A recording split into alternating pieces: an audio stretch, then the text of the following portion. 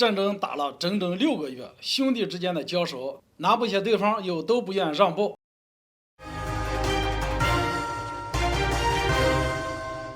大家好，我是全运华，欢迎收看运华观点。今天我们聊聊俄乌鏖战半年，为何难分胜负？如果你对这个话题感兴趣，请点击屏幕上的有用按钮支持我。一转眼，俄乌冲突已经过去了6个月，俄军开始发动的闪击战，最后却打成了持久战。俄军到底怎么了？为何力不从心了？难道俄军这几十年的军改一点作用都没有吗？其实2014年的克里米亚事件给了很多人一个固有的印象，就是乌克兰军队已经十分的荒废。这其中当然有大量的来自俄罗斯的宣传，在俄罗斯的宣传材料中，乌军的薪资不足、士气低迷、民众不愿参军、军队训练落后、纪律性差，肯定是挡不住俄军一击的。而实际上，在2014年后，乌军就开始了积极的备战，并且建立了完善的多级动员体制。这就是为什么在开战后的几个月里，乌军能够集结所谓的100万大军的原因。很多人抱着贬低的心态去看乌克兰军队的时候，忘记了一个历史事实，那就是乌克兰军队和俄罗斯军队曾经都是苏联红军的一员，而且乌克兰军团的战斗力在苏联的红军中一直是顶梁柱般的存在。在这次俄乌冲突中，俄罗斯军队投入了很多王牌军力，比如第一近卫坦克集团军、第二近卫塔曼摩托化步兵师、空降兵部队、海军部队等等。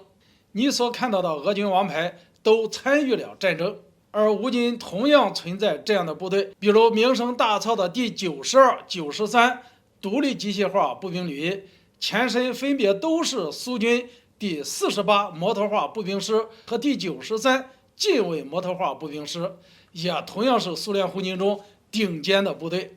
第48摩托化步兵师甚至是10月革命后红军的第一批种子部队，绝对是苏联红军的精锐。老大想拿下老二，哪有那么容易呢？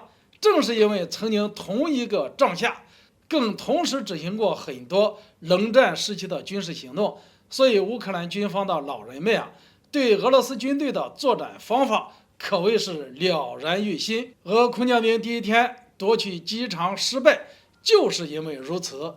经过长时间的鏖战，俄乌两军现在都伤亡惨重。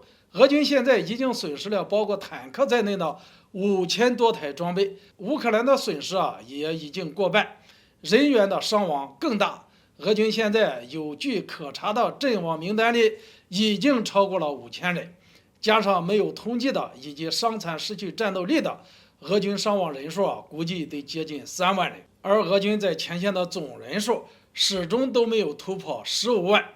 而顿涅斯克与卢甘斯克地方武装也伤亡过万，已基本失去战斗力。乌克兰公布的数字显示乌军阵亡1万人，3万人负伤，另有7200人失踪，其中超过5600人被俘。实际情况只会更加的严重。有分析认为乌军总伤亡人数可能超过了5万。这次看似势均力敌的战争，给俄乌双方带来了巨大的伤亡，或许会让我们看清战争的本质。此刻的俄乌恐怕都不敢说自己能拿下对手了，可彼此又不愿意让步，这场伤亡巨大的战争还远远看不到尽头。这个话题就聊到这里，欢迎大家留言交流，下次见。